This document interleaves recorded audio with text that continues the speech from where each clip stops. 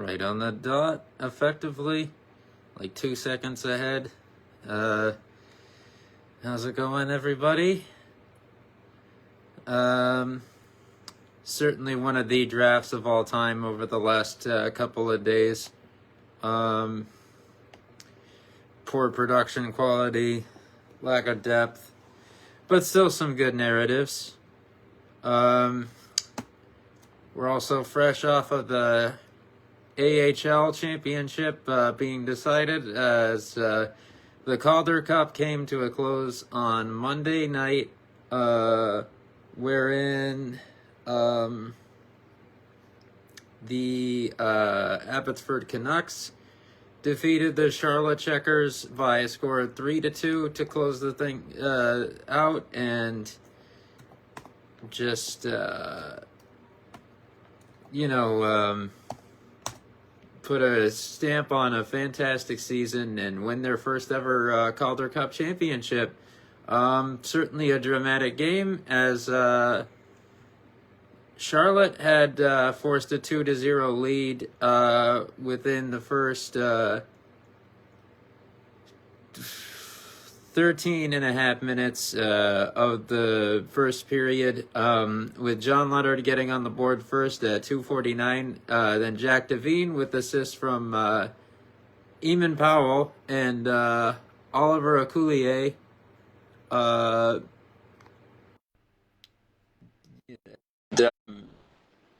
At 13-14 and putting a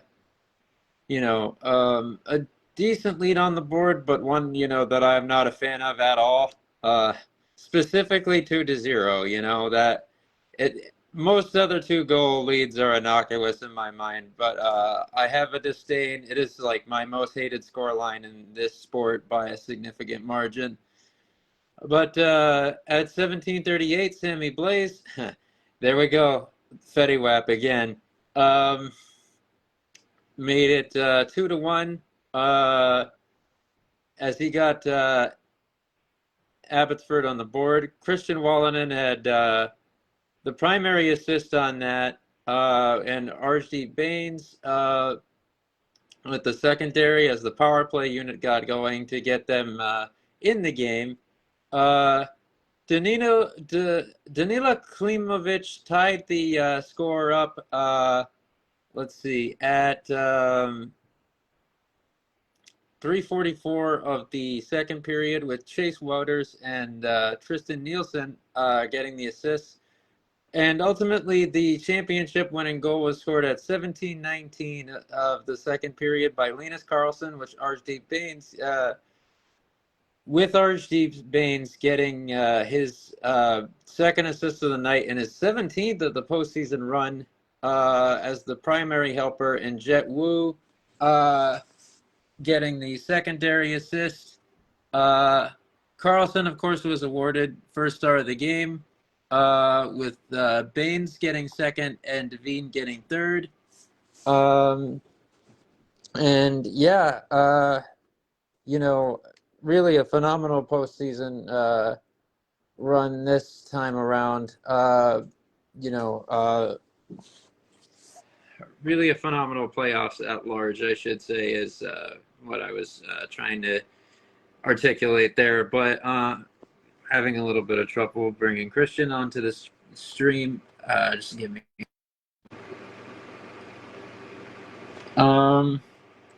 The AHL playoff MVP was the Jack A. Butterfield Trophy was awarded to Archer Shilovs. As a cap off of just a season, that probably didn't play out ideally for him, but had some, phenomenal highlights in different contexts as well.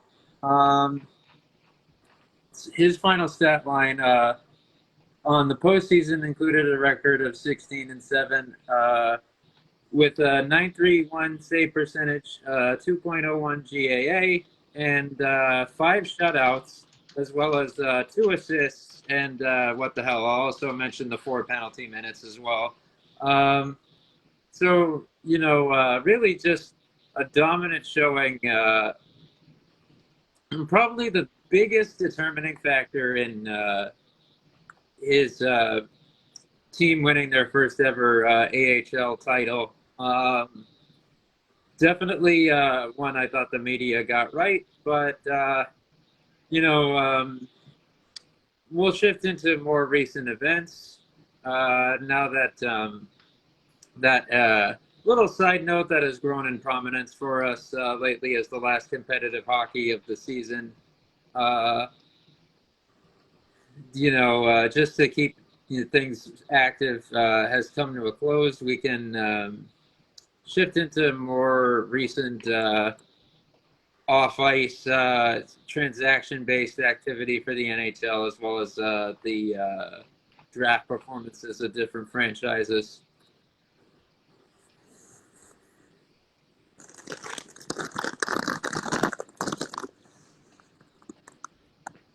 Yeah. I do like different franchises.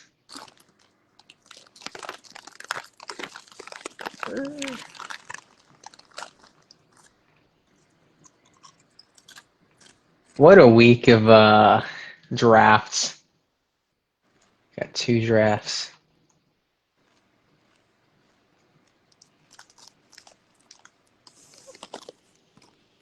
Two big drafts. The 2 biggest drafts I've ever seen. If you saw these drafts, you'd be amazed at the size of our drafts. Good Lord.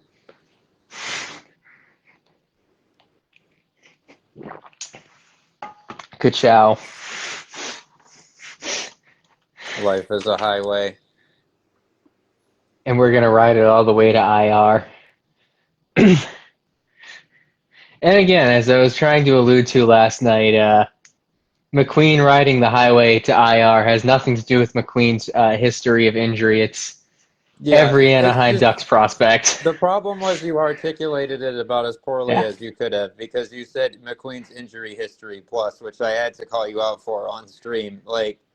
This is entirely by the fact that you guys have terrible training and medical staffs that should have been fired probably 2 or 3 years ago, at least.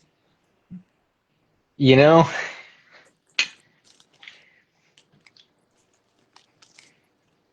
I also think it was too soon to put a guy with a number in the 20s in a helicopter in LA, but what the fuck do I know?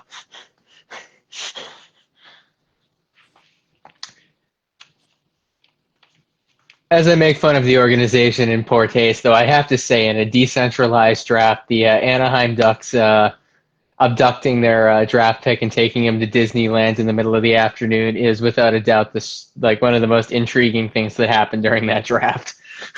Oh, yeah. Like, the more I thought about that, talking about it earlier today, like, that has got to be a top 15, maybe top 5 all-time strangest things a team has ever done at a draft. Like, the more I think about how fucking bizarre that was of a thing for them to do in the history of, like, professional sports amateur drafts, like, that is pretty out of pocket. I mean, I'll say this, though. If their aspiration was to gaslight him into taking number 95, it certainly worked.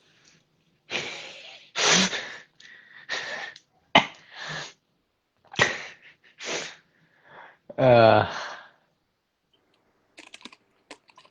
it's going to be really interesting because I do suspect that him and Seneca are going to arrive on the Anaheim roster at similar points in time.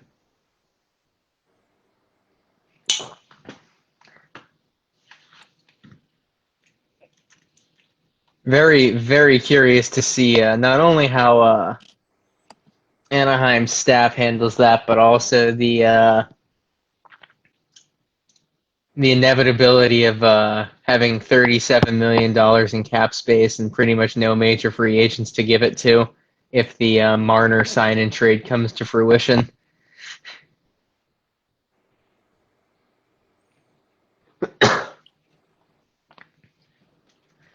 Which, like, I'm starting to wonder if, and I know that I'm getting ahead of myself before we even really dig in on the draft, Um, I really don't know if that sign and trade is going to happen. Like, because for Vegas, like,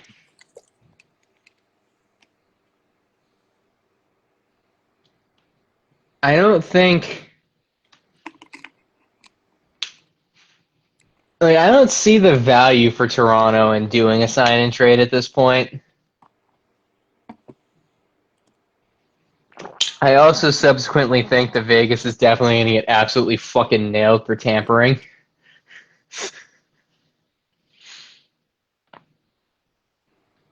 And I think like the thing that I don't understand though is I know that Marner has alluded to wanting to go to Vegas in the past, but like I really don't think it makes sense with his ability level and where the cap is going to fucking lock himself in on an 8-year deal at this point. So like, I don't see a world where this actually makes sense in coming to fruition.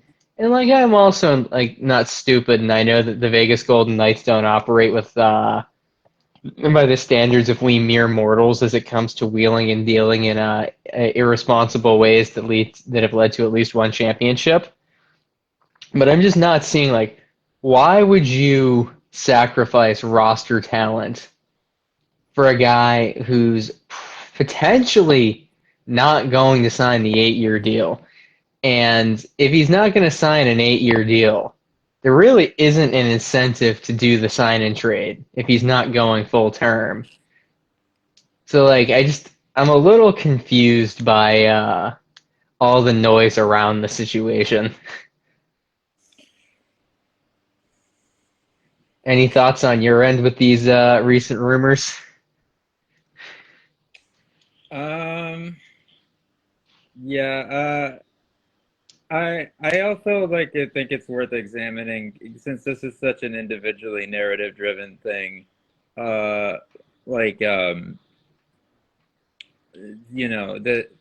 and especially like that's the angle we like to approach things is like I think it would be uh you know most um I think it would be most useful for both Marner and his representation to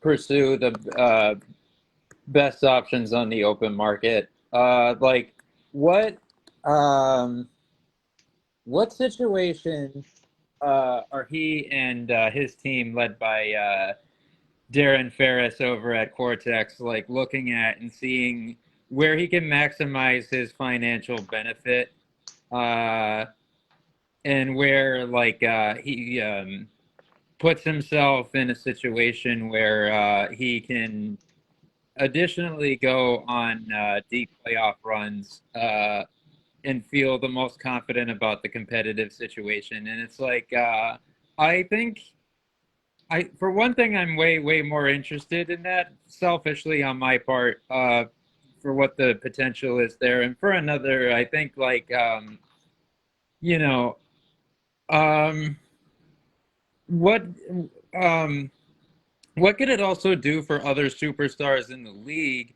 for a guy like this to hit free agency? You know, partially by his own choice, and test the waters in a competitive market. For another thing, like what precedent would that set, and like what would it do for him specifically in this precedent-setting case? That's kind of what I think is the best thing, as was speculated upon for a long time, and really, it would say a lot about sports in general. Like it's the rarest in hockey for sure. But it is arguable that since LeBron James, that there hasn't been a UFA that has been this significant across the four major North American leagues. So, like, I really hope things can just stay kind of up in the air for the next couple of days. Yeah, we are getting I did not realize how close we were to July 1st until just now, which tells you the real state of my being at this point in time. Um, but now that we've talked about the Marner trade. Let us backpedal into the NHL draft. Interesting first round. Um, there were some decisions made. I think the Victor Eklund slide is certainly a curious one of teams potentially learning a lot of the wrong lessons from Florida's postseason success.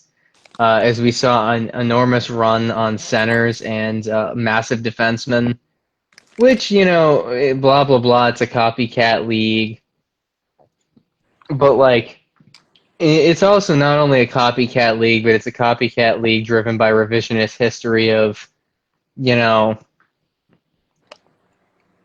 when you look at the top four centers of the teams that just made the postseason, like, nobody had a chance except maybe San Jose and maybe Utah to get a Draisaitl or a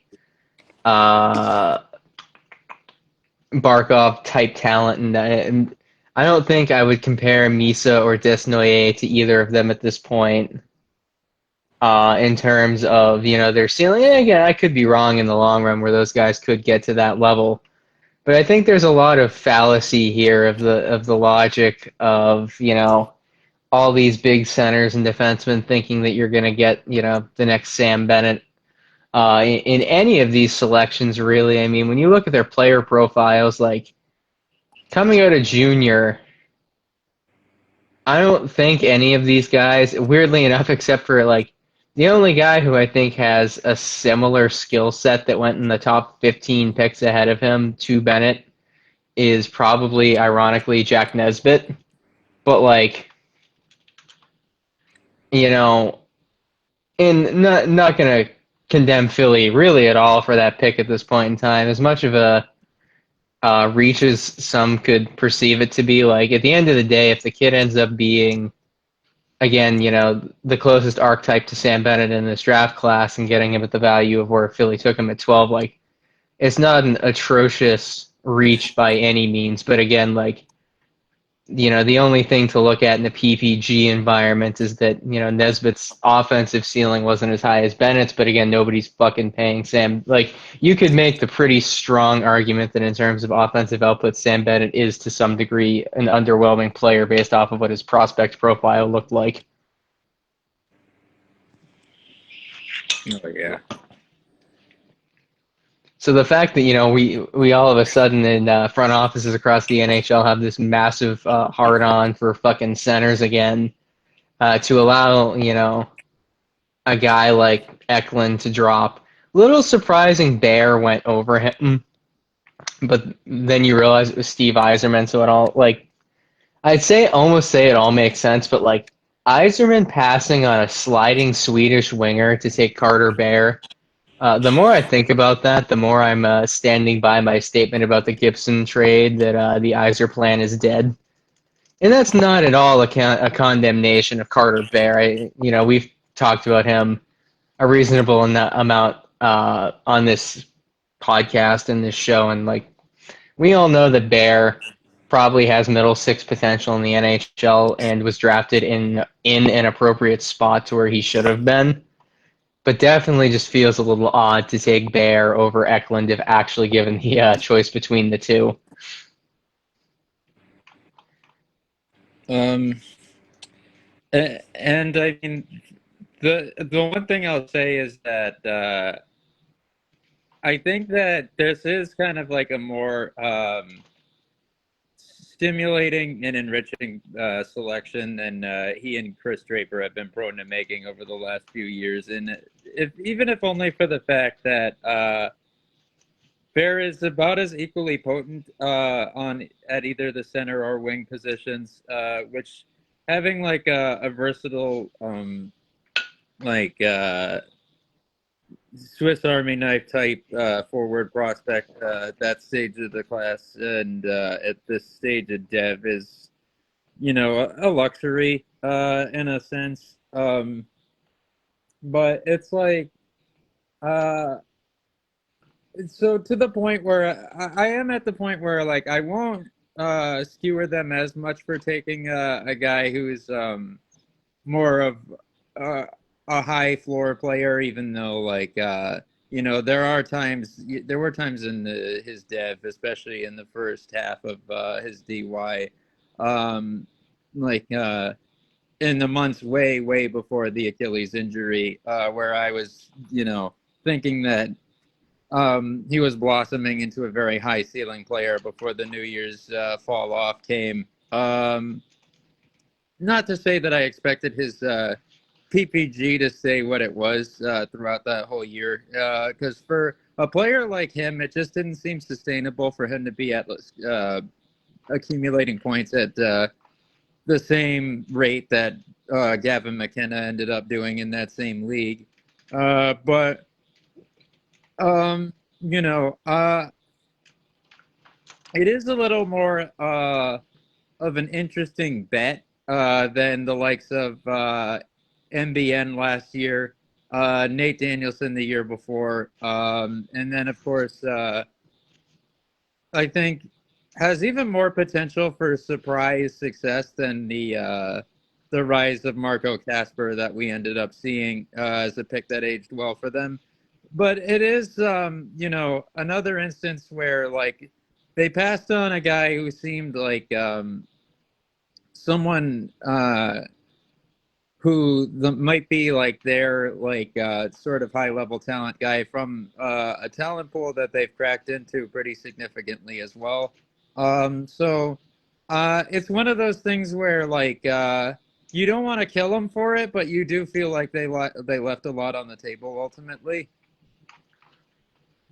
Yeah. I mean, my other intrigue with Detroit in the draft, it was a day two decision, but the John Gibson trade is very, very, very, very interesting to me as somebody who's watched. Like, I don't think Red Wings faithful and I don't think that people that don't watch Anaheim regularly are aware of how big of a risk that trade actually is. Um, because the problem, like you could make the arguments about Anaheim's goaltending or defense being absolutely atrocious, which are accurate and fair. And really the thing with Gibson, look, I'm not in any ecosystem or universe pretending that Peter Mrazek is a better goalie because he's not. Like that's not the narrative here at all. But this is a team that last season they got 5 decent games out of Peter Mrazek, a GSAA in the positive, 1 bad game out of 5 starts, and was terrible in Chicago. But the thing with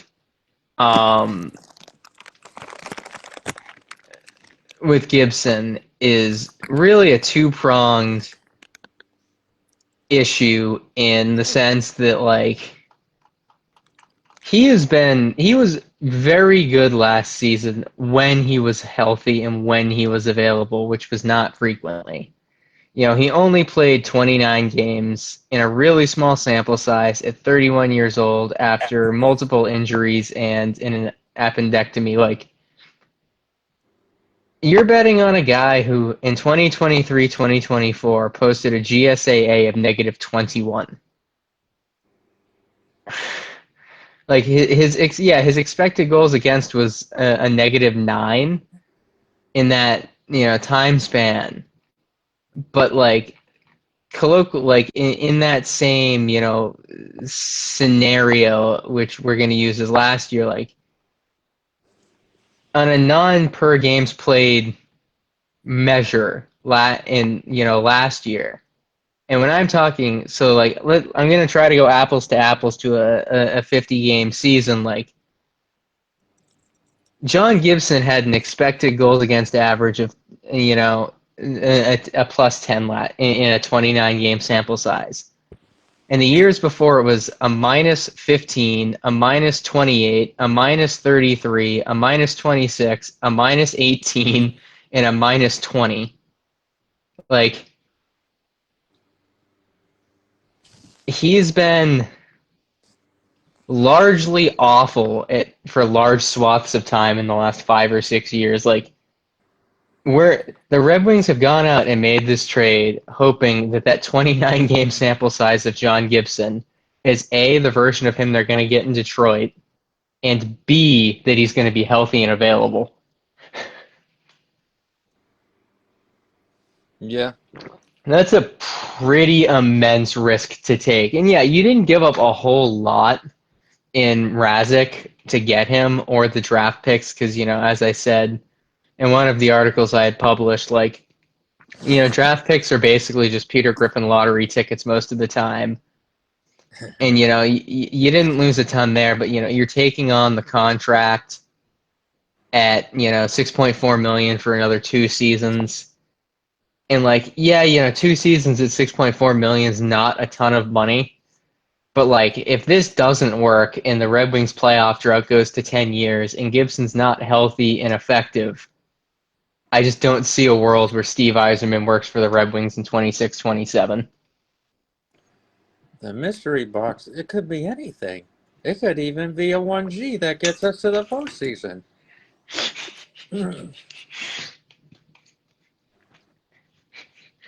I mean, I need to pull the stats to make an awful comp here for a guy.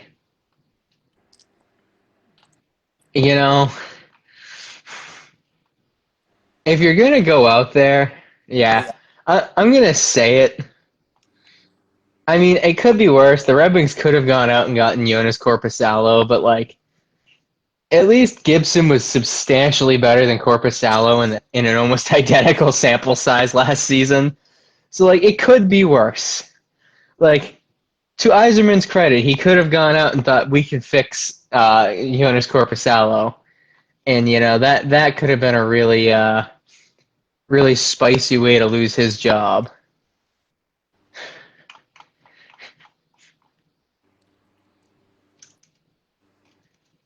And speaking of teams that were playing with Peter Griffin lottery tickets, I've never seen a team do something as stupid as the New York Islanders did, and then somehow fucking get absolutely almost zero negative consequences from the decision that they made. That Noah Dobson trade on the surface and at the time that was made was one of the worst trades I think I've ever seen a team make.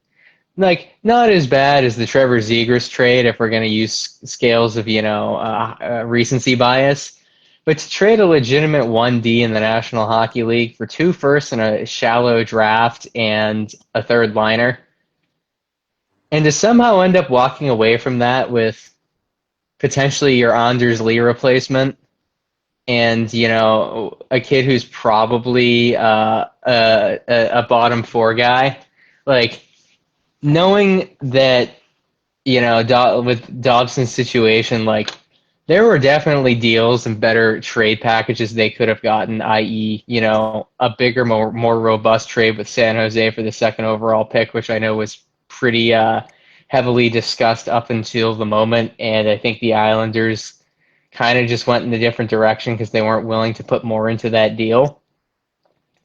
But like, for the Isles to end up getting, Keishon Atchison, who's probably, he's not going to be a star player in the National, but like, dude's probably still going to be a solid bottom 4 guy, which, the Islanders love those with guys like Pulak, Pelech, Mayfield, etc. So, getting reloading the blue line pipeline and packaging them up with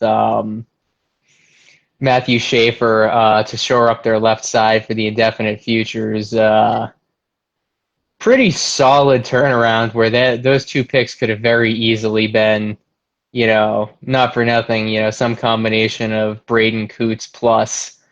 So, like, there's a lot of ways the dice could have rolled for the Islanders there, and to get fucking Victor Eklund out of it. Oof. Okay, yeah, you gotta sue him for that one. You just call him out. Oh, man.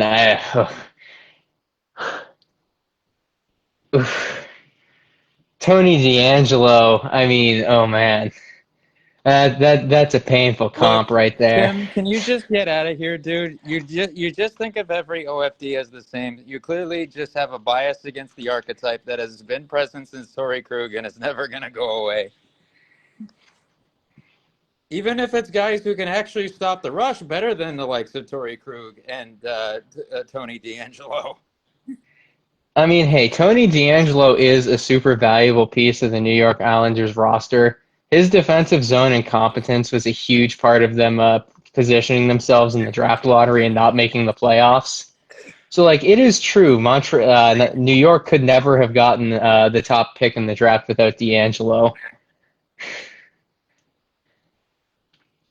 Oh But man. man, the thing about Dobson though is, he had an interesting season last year.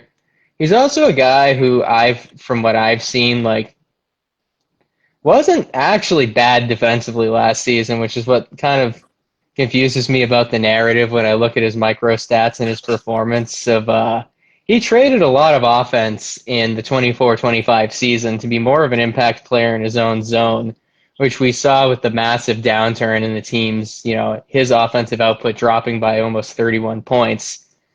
So, like, we've clearly seen he's capable of doing, the similar thing to, and I'm going to check my microstat card on this before I go down the rabbit hole of really reversing the trajectory of the narrative.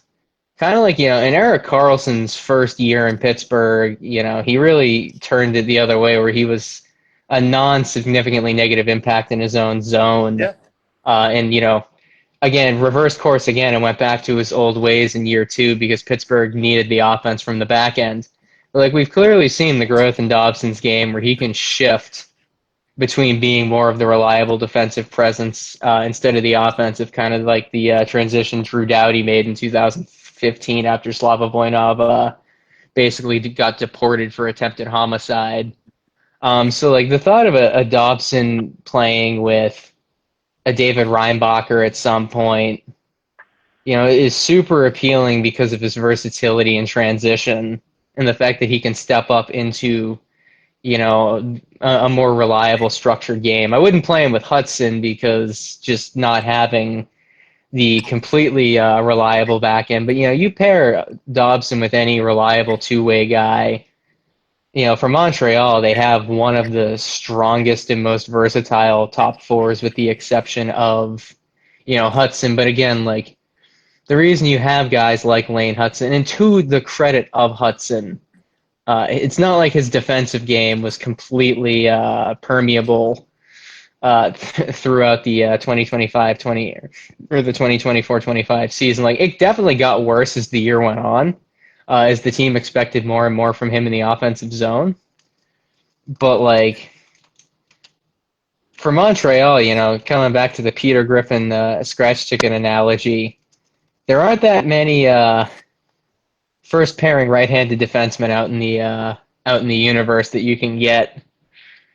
So the thoughts of having guys like Gooley available in the future and potentially Reinbacher to play with him in a more reliable defensive role, like, really helps put Montreal kind of into a good spot. As they have built a pretty respectable roster. Now they just need to get rid of Slavkovsky. Yeah. The one thing I was so the one thing I was thinking about regarding the Aitchison selection that I didn't get a chance to get to. I think that uh, I will say there.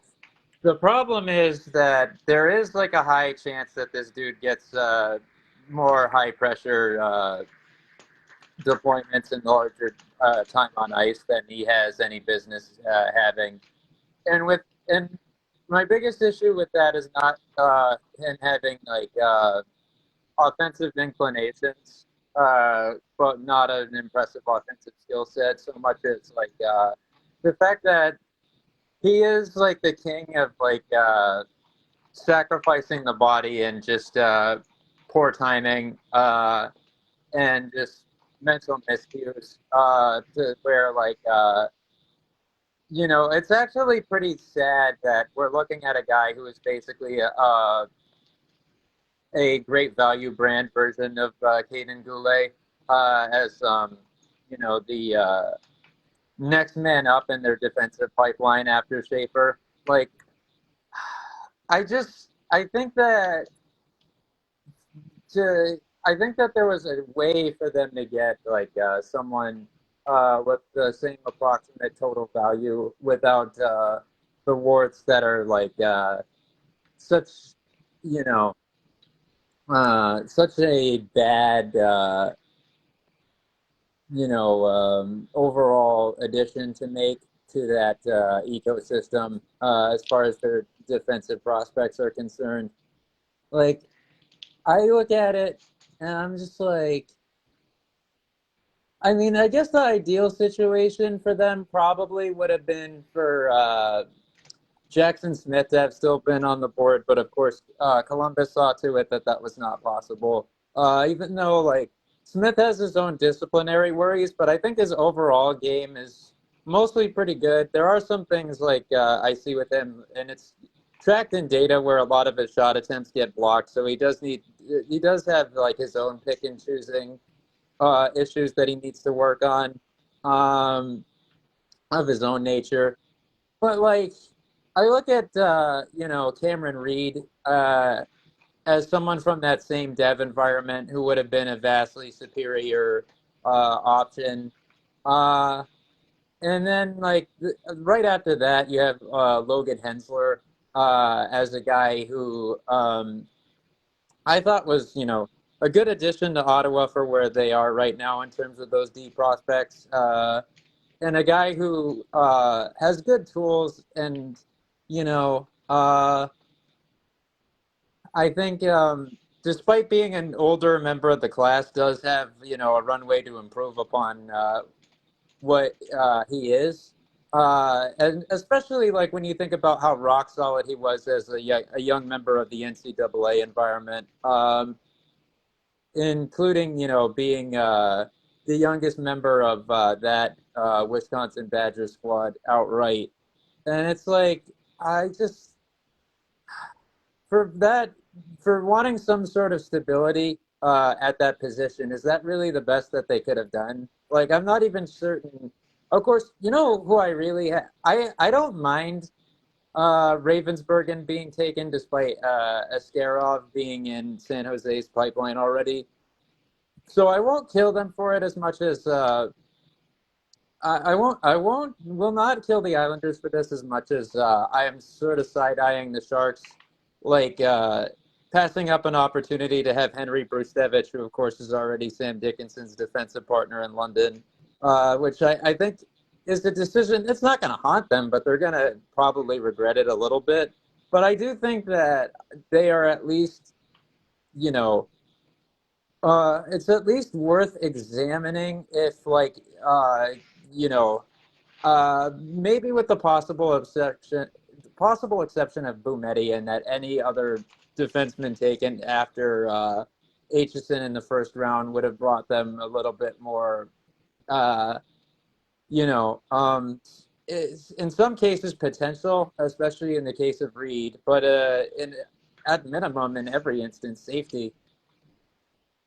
You know my favorite thing about the Brustevich pick? It is the undeniable proof of the fact that Rob Blake was just a straw man in LA this entire time because, like, Well, we've known that. oh, I know, but confirming everything you've said of the sense of, well, the Kings just went out and drafted the exact type of player that Rob Blake would have drafted, but Rob Blake is gone. What's actually really funny though is looking at his card, Brustevich, the fact that he still has a higher star probability than Rob Blake himself had with NHLE back in 1988. It's not really worth mentioning, but I mention it just because it's pretty funny that same dev type of shape. Like that almost feels like a personal attack by Robitaille against the old regime. Which wasn't even really the old regime, considering Yeah. even then Robitaille as the puppet master, as Hardcore Dowdy has written several treatises about. I don't You get know, why that guy doesn't just dedicate a Substack to just being a hater to that organization, because he would get a shitload of subscribers for that, and I'd probably be one of them, even though I have no reason to be invested in the subject matter. the moment that I'm biased because we've already covered I'm a hater to the end of time with that particular organization.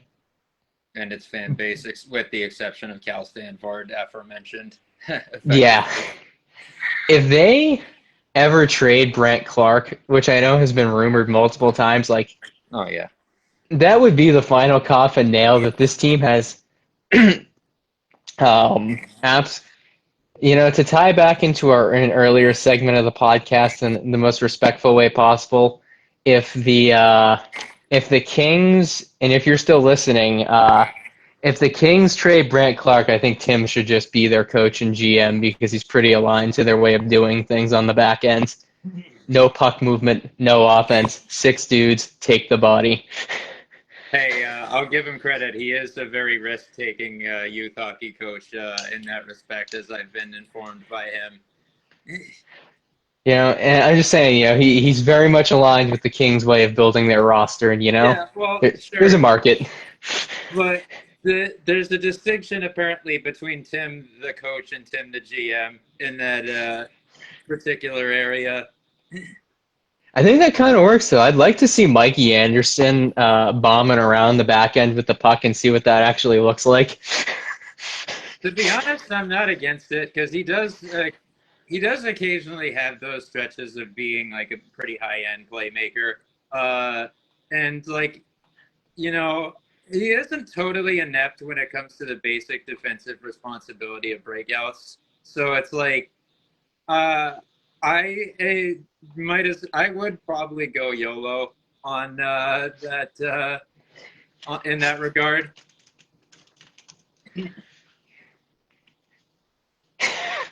I love it. Signs that I'm not completely biased, even if I have a bias.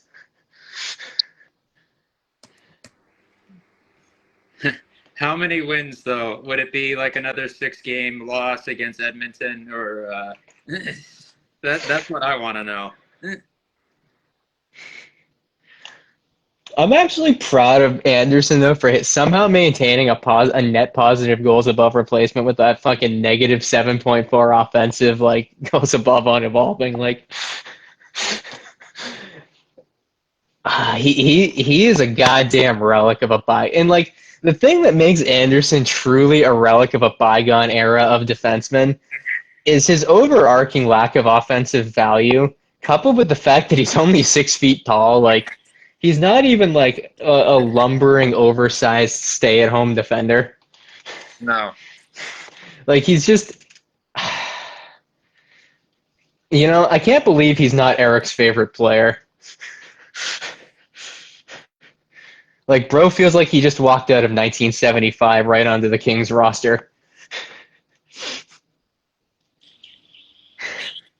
Rest in peace, Don Cherry's media career.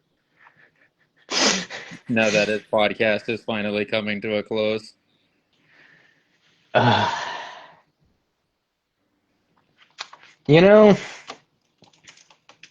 This is going to be my most Gen Z take I ever have on this podcast, potentially. But, legitimately, and this kind of comes from me having a little bit of bias. Was Don Cherry ever actually good at anything? As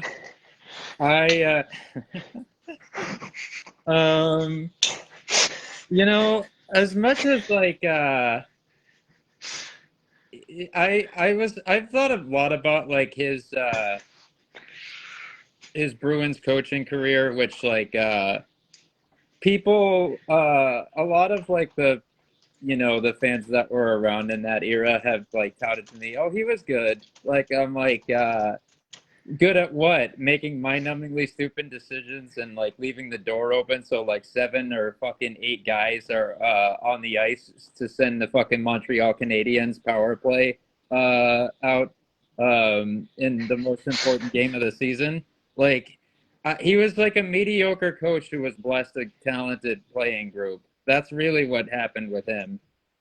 Because like I always think back to that era where like Sinden, like you could make the argument that Sinden and Johnson both inherited great rosters, but like again, you couldn't win with just five guys, and like to the like the ability to win championships prior to his arrival was pretty, respectable, and additionally, like I shouldn't give Cheevers as much credit for having a worse winning percentage in the early 80s, but like he was also working with substantially less at that point in time.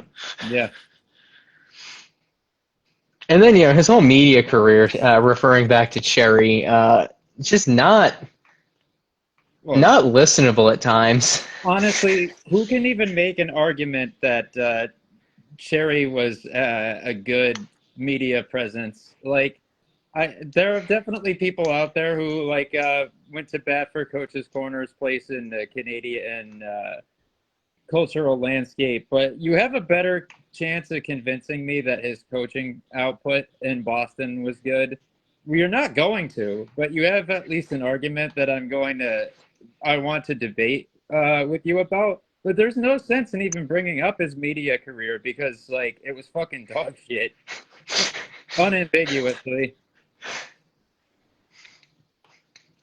I love it. 3 consecutive playoff losses in 3 straight years to Montreal. Like, I know they had a ridiculous lineage of doing that from, the post-war era all the way up until 1988 from when the curse finally ended for them. But fuck, it couldn't have happened to a better guy. And I say that as, like, a well-known, like, Habs, disliker at best. Like, I just like if anyone is someone I hate enough to enjoy watching Montreal rub his nose and shit, it's Don Cherry. Uh,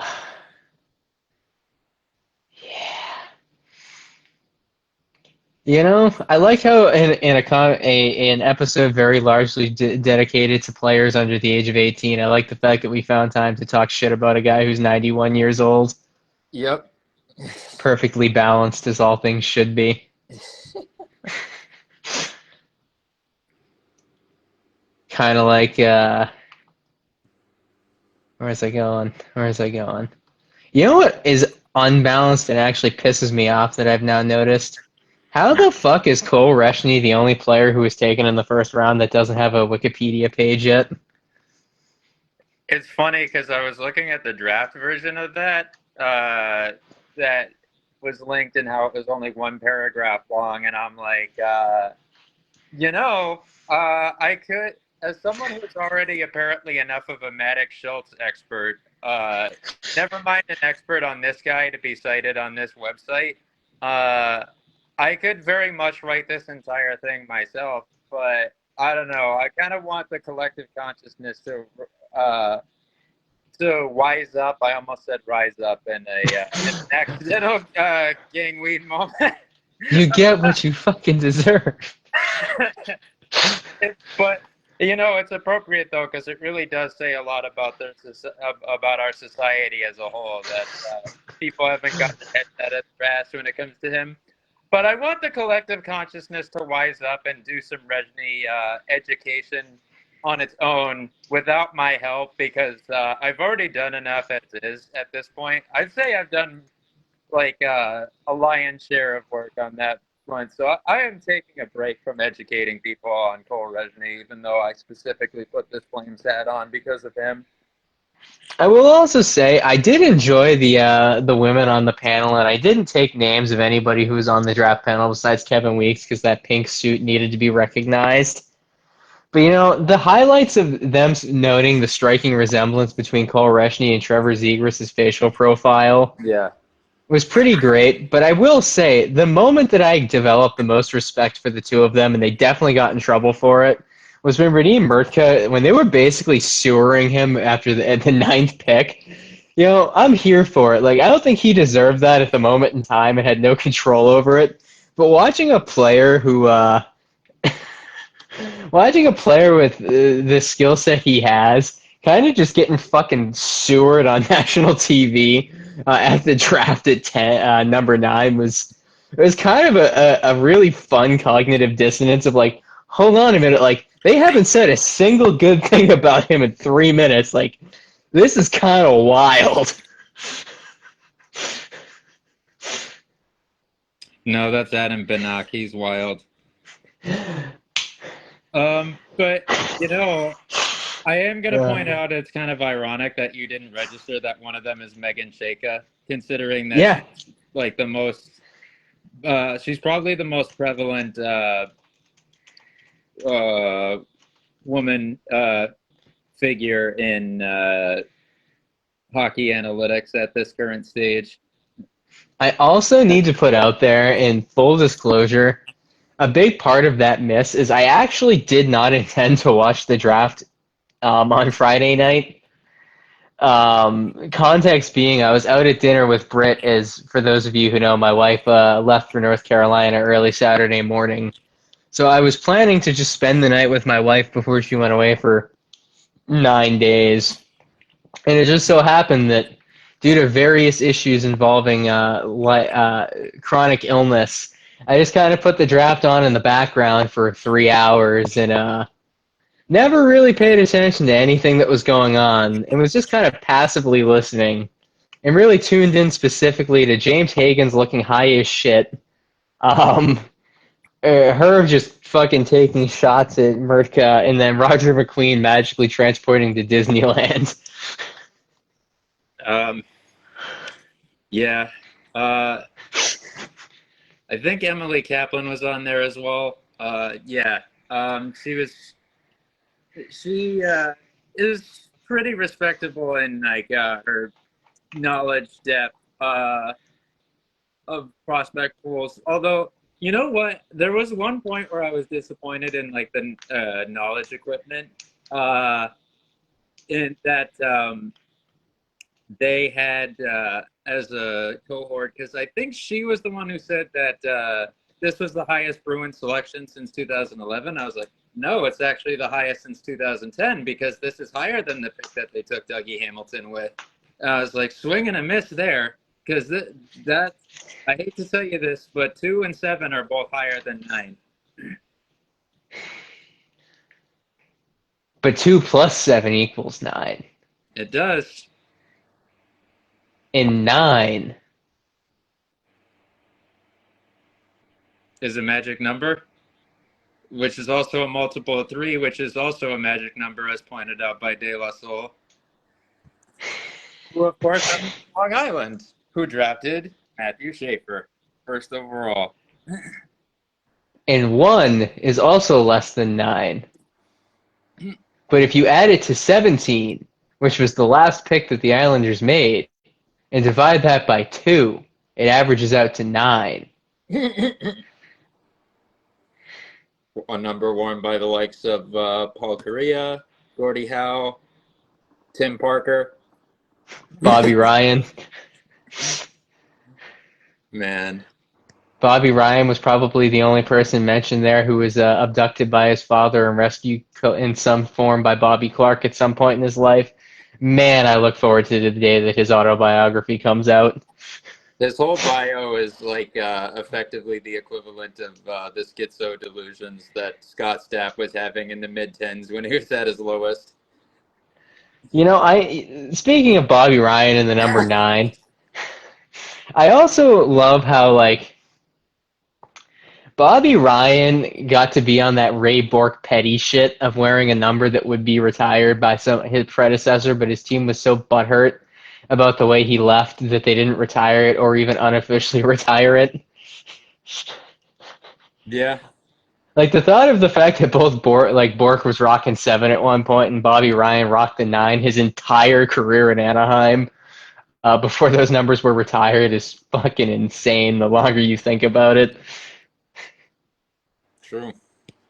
especially because the Ducks sold, Disney sold the Ducks to the Samuelis, prior to Bobby Ryan, wearing the Ducks sweater. So there theoretically shouldn't have even been any hostility between the Samueli and Ryan Burke ecosystem that awarded Ryan that number in the previous regime of Bob Iger and company, who got gypped or jilted by him in 2003 2004. So that was just such an odd one of why the fuck that even ever happened is very puzzling in hindsight. Yeah. Any other talking points you want to hit on before we roll into our big finish this week? I had a thought. I think I heard a shot. Yeah, I need to wake up for sure. How long? I think it was just some dumb thought about how you kind of have to imagine Higgins was on some they could have just, of course, the Bruins could have just gone down the street to any dispensary right there in Los Angeles, but I would love to imagine that they just smuggled some Massachusetts legal weed onto the plane with them from fucking CNA stores or something. This is entirely a bit, by the way. I am not trying to put any actual organization on blast in an actual way. Now that I've mentioned the name of an actual local dispensary franchise, shout out to the Saba family. But I just imagine again, this is a bit. I just imagine that, as has been pointed out by my buddy Matt Hurley of the band Big Acid, down in based out of the New York metro area, with a frequent informal residency, effectively at Prototype in Paterson, New Jersey. There is a bit of programming and conditioning going on with legal weed these days. You'll notice that it's stronger, and it's a deliberate mind control mechanism, which is when we get into the irony of the fact that the band's name is Big Acid, as Big Acid does not endorse the current infrastructure of these mind control machinations put in by the powers that be, and encourage the use of alcohol as the pursuit, as the means of the pursuit of the Dionysian state. But I wonder if this was effectively Don Sweeney's way of getting James Higgins to buy into the culture by just using invasive means and taking it to the highest, pardon the pun, extent possible.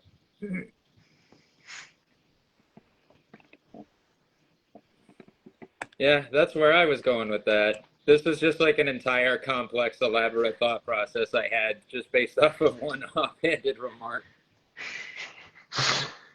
What was higher, though, him or the value of that pick at 7th? Probably him, man. He looked about as glazed as Jack Eichel at any Vegas team dinner. Joel Farabee on any given Thursday.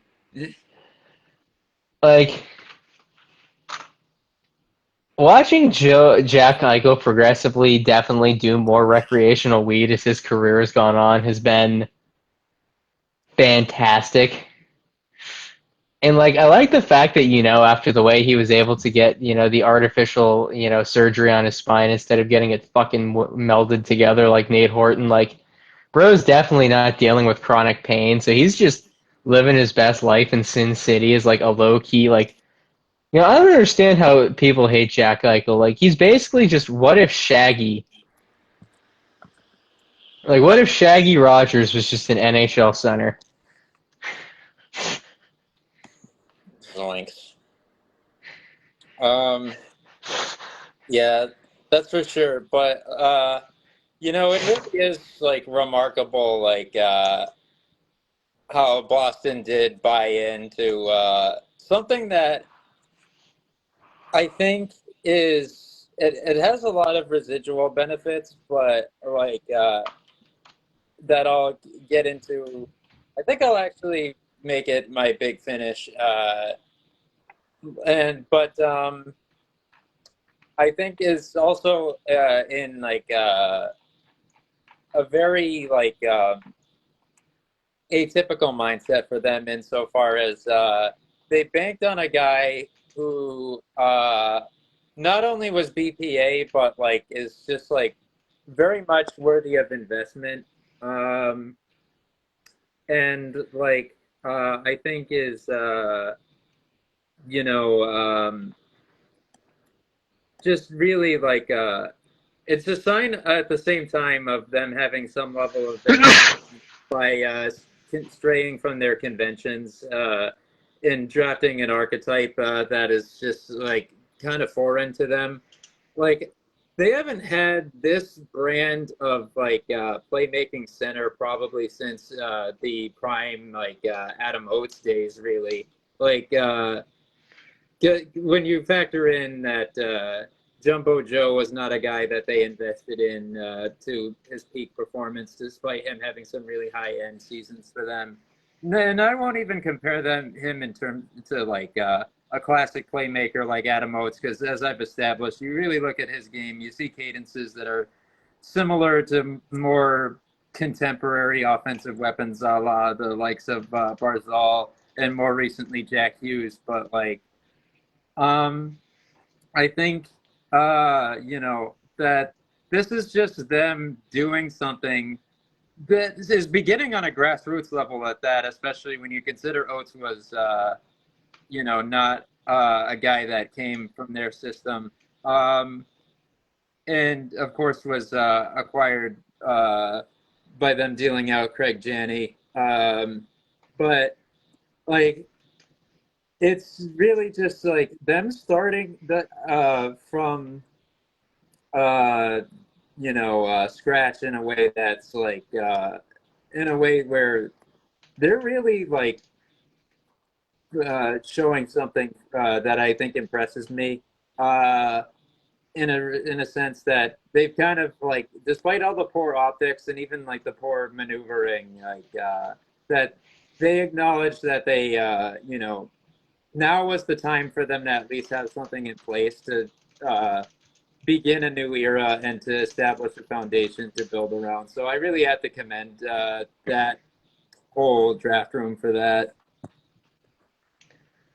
For my big finish this week, really just wanted to take a second to talk about the PWHL draft, and I'm going to get micro specific and just look at the fleet. For a team that was at such a vulnerable spot, now that the Wicked Witch of the East has met the fate of the Wicked Witch of the West and done some pretty questionable things that affect the long-term credibility of women in professional hockey coaching roles, as well as the validity of being a professional women's hockey coach. Courtney Kessel, please don't let the door hit you on the way out, as you just abandoned a pro job for a college job, which is basically just a giant fucking step down and a middle finger to women coaching in hockey. But hey, you do you, hun. Sorry to patronize, but I think it's deserved in somebody setting back, women in coaching a couple of years by doing something so ignorant and selfish. And if you agree with that, go fuck yourself. Yeah, I'm that passionate about that. With that said, absolutely phenomenal draft class from Danielle Marmer. Haley Wynn was the most obvious selection at 2. We're not going to credit, the fleet for doing the obvious thing and taking the best fit, but to go out there and bring in Ella Huber, and Olivia Mobley and Riley Brengman and Abby Newhook to rebuild their forward depth. Really just a solid group of players right there, all capable puck movers. And I also really want to double click specifically on Huber, Mobley, Brengman. If there's one thing I noticed in my comps last year, ECAC women's players definitely had a bit of a learning curve in year one with getting the offense going. So really going heavy out of the WCHA to pull from Minnesota and Minnesota, Duluth, and Ohio State with those picks, and then really just gambling on Tabor Academy alum Abby Newhook out of BC, with that fifth round pick, somebody who can play the physical game, play in a checking role. Really just a phenomenal fucking draft class for a team that really needed it. And Amanda Thiele out of Ohio State to challenge Abby Levi as the backup to Aaron Frankel. Just, really just a solid draft class from the Fleet. They're only going to play 9 games or so at the Songus next year, but I very much look forward to seeing the rebuilt post-expansion draft era Fleet in 2025-2026. So now that Christian has given me a chance to breathe, I'll put in my formal big finish that sort of expands upon my initial thoughts. So I think the biggest impact that this draft selection has in that in the regard of non-direct pro hockey implications is the potential growth and stimulation that this has, or presents an opportunity for in terms of grassroots investment in developmental settings in the Commonwealth of Massachusetts and in a less direct sense, some markets immediately outside of. With the Boston Bruins Foundation's significant investments in youth hockey as well as MIAA, and just having like a seemingly like a presence in every bit of meaningful hockey development in the Commonwealth and having like a big influence throughout New England. I really think that this is a meaningful statement for once, like where this is something that I think is actually like them drafting a Battle of Comav player at that spot is something that's worth getting excited about in a way that it hasn't been in a long time. Like this year they've spent first round picks on that, in the past. Of course, within just barely the last decade, we had Charlie McAvoy as someone actually worth caring about. But the difference between him and Higgins is that, as mentioned before, like Higgins is someone who like they have genuine possibilities that are transformative for them with the addition of him to the system. With that in mind, that's something that generates money that can be put back out into the community and sporting dev contexts, and a higher level of interest and engagement with the sport, particularly if he hits his absolute highest ceiling. With that in mind, with what this them drafting a Boston College kid who it's going to become increasingly apparent what he's capable of in these coming times. They were right to remain high on him, even with what statistically appears to be like a subdued season like when you strip back the context, you know why that was, and you know that he is legitimately a great player. Still, even bearing in mind some of like the backseat that he ended up taking, as well as the roster construction not really being something that works for his playing style there.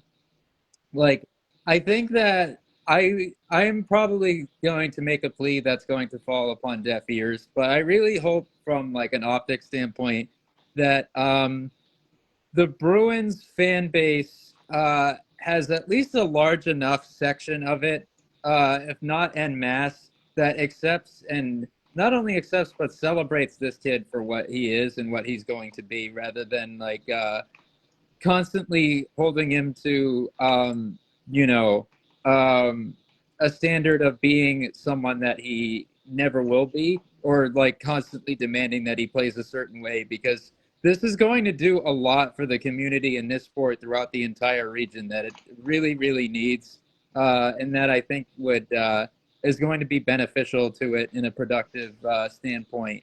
Like I really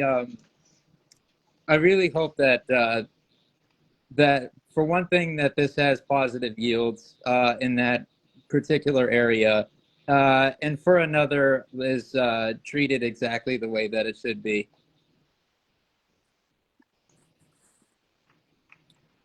I had I had like a zinger. Well, it's not really a zinger. It's more of like a wholesome thought. But my only final thought on this that I didn't get to. Well, I guess I'm really only recognizing its significance now. But please, someone organize a meeting between Matthew Schaefer and Cooper Flagg, because I think that meeting of the first overalls actually has more potential for immaculate vibes than Victor Wembanyama Connor Bedard summit from a couple years ago. Like the kid from Maine who has a healthy appreciation for hockey, and like the wholesome, never say die, polite kid from Ontario. They would they would definitely gel in a room together. But yeah, that wraps it up for this week's installment. As noted before, free agency starts in literally 2 days.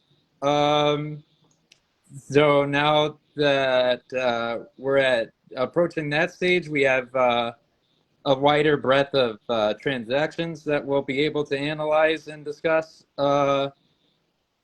with you guys, and write about. Uh, and that's going to be exciting. I have a hunch that we might also hear about some more NCAA commitments. I might have some content in that vein coming out, as well as other dev hockey stuff that's been kind of like kicking around in my mind that either hasn't been the right time to cover, or I just haven't had an opportunity to do so. Uh, so that's what's going to come up. Tomorrow, I will write about who I think were the highest value selections. Last year, it was just day two. This year, I think just in recognition of what the depth of this class was, I think I'll include some day ones that I was impressed by as well, in that respect. So, um, there's plenty of stuff to cover and to put out that I think will be satisfying for all of you out there, who I am thankful for the support of in this ongoing manner. So as always, thank you to everybody who's continuing to read our articles. It's cool that I am seen as like a reliable resource that people actually want to utilize for this purpose, and that they don't just scroll past when they see it in the search engines, and that our standard support base is invested in the product that we put out. And thank you, of course, to everybody who is continuing to listen. Thank you to the very engaged listening base we had tonight. Thank you to everybody who's checking us out continuously on Spotify and YouTube. We will see you again soon. Take care, everybody. Have a great night.